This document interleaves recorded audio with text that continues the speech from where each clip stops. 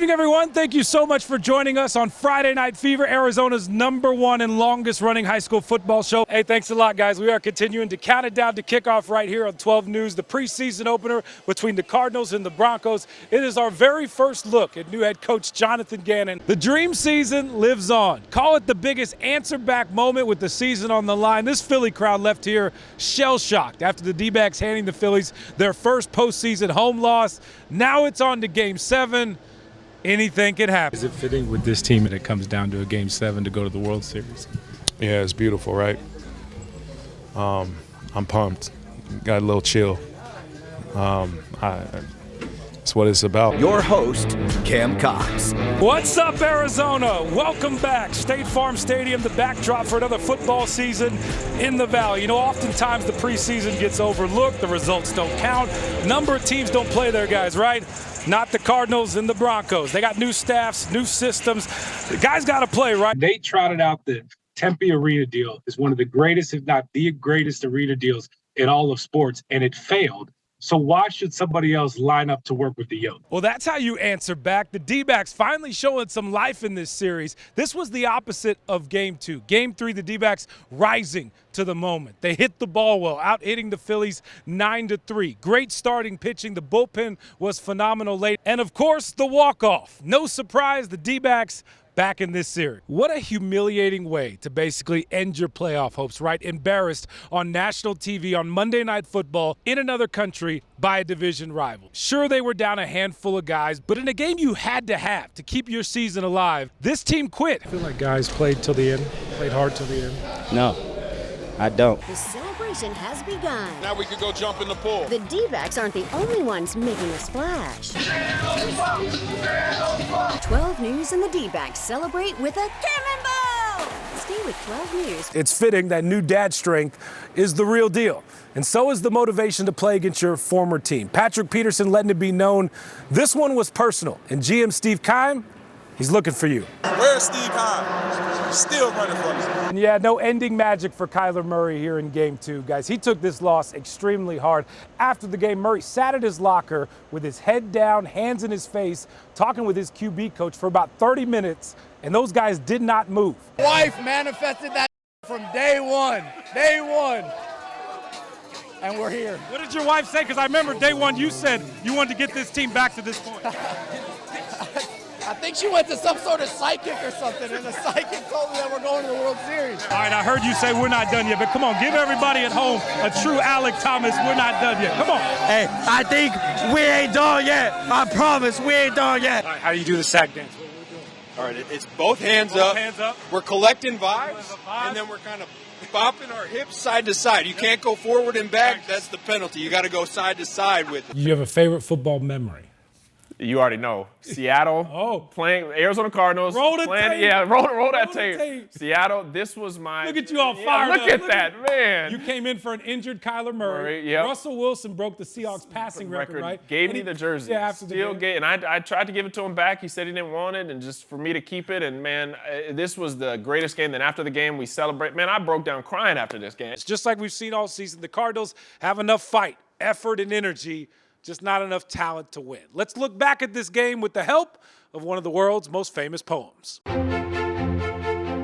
'Twas the night before Christmas when all through the house not a creature was stirring, not even a mouse. The helmets were hung on the heaters with care in hopes that a high draft pick would soon be there. It's a concern for me is we got to start faster and score some points. Down 21-0, they stumbled right into a bear trap. Cardinal fans settling in for their typical early Sunday afternoon nap. Just wasn't. Mark, you could hear the building from down the street, right?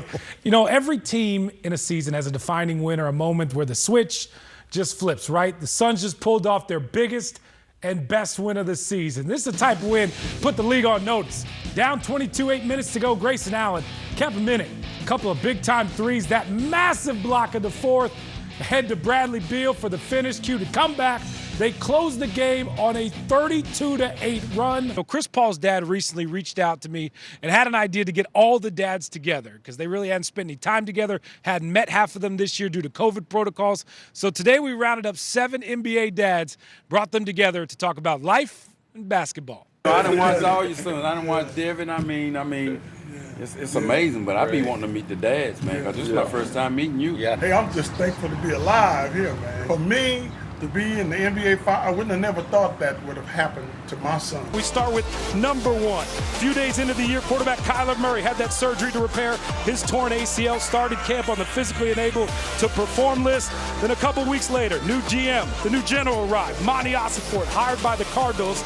He brings a championship-building resume to the Valley. His first order of business, hiring head coach Jonathan Gannon, the 43rd head coach in team history. JG spending the past 2 seasons as the Eagles defensive coordinator, leading that number one defense to the Super Bowl here. Boy, the draft was fun, right? Let's make a deal. Monty setting up this team for future success, adding top picks next year. Right there, getting his top pick this year. Then as the team reported to training camp, Budda Baker got his raise, and as promised, did not miss a day at camp. You know, we got the range right here on 12 News 4. Yesterday was a mystery. Today is a feud. Suns fans kind of caught in the middle between the ongoing back and forth between legend Charles Barkley and current All-Star Kevin Durant. Charles kind of spilled the beans and put his foot in his mouth once again this past weekend at All-Star Weekend. Listen. No disrespect to Kevin. Kevin's a follower. He's not a leader. He's proven that on all his stops. A follower, not a leader. It's weird to see two of the greatest sons ever like feuding, right?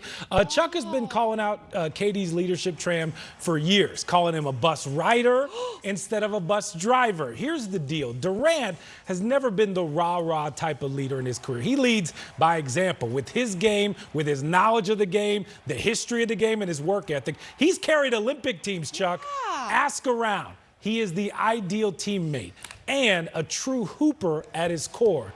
KD addressing those, calling out his lack of leadership on his recent boardroom podcast. We got to try local food. I tried pigeon out there. Yeah, I see y'all faces. Pigeon, like New York pigeons on a stick. Did they season it? No, there wasn't no Lowry's on that thing. There wasn't no Lowry's on that pigeon, man. Now you in trouble.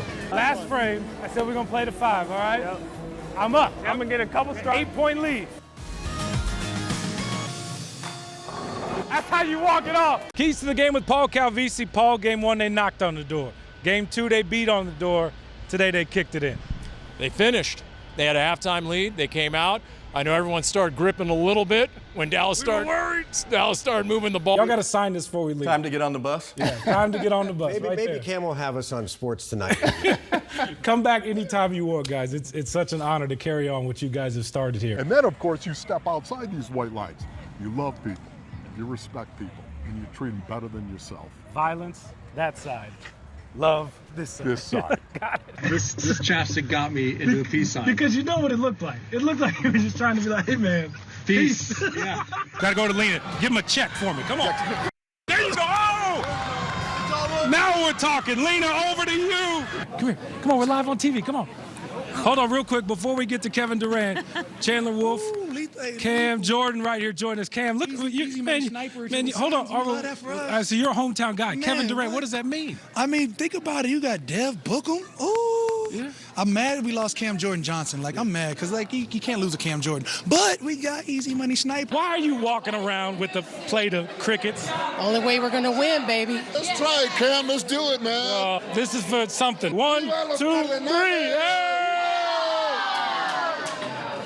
Oh, no, give me the line. Guys, thanks a lot. Here with Larry Fitzgerald. Larry, you're working today, right? I'm working. Not as hard as you are, but I'm working for sure. I don't know, look at you got the fancy earpiece, the NSYNC microphone. He loved football, but he particularly loved this. Oh, how are you? Larry, too, he's special with your family.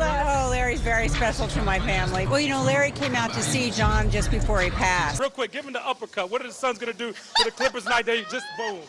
All the way back to L.A. Beat L.A., and then some. This means you're a good golfer, right? I don't know about that. I feel a little weird having myself on my golf covers, but it's a pretty special moment having the triple there. He does a good job with that, so I gotta give my baby a shout out. Won't forget about that, right? You tell you love her. Can't do that. I love you. I love you. Don't forget it. What's her name? Tania. Yeah, and I said on camera. Them brownie points, see? Them brownie points. Them brownie points. And welcome back to the Cardinals pregame show. There they are, Big Red, coming onto the field, their preseason opener against the Denver Broncos right here on 12 News. What will this look like? We've seen it in camp for a few weeks now. How will this all come together under this new regime, this new coaching staff? Players are excited to put it on tape. We'll see how it plays out. Thank you so much for watching the Cardinals pregame show. I'm Cameron Cox. Kickoff between the Cardinals and Broncos is next right here on 12.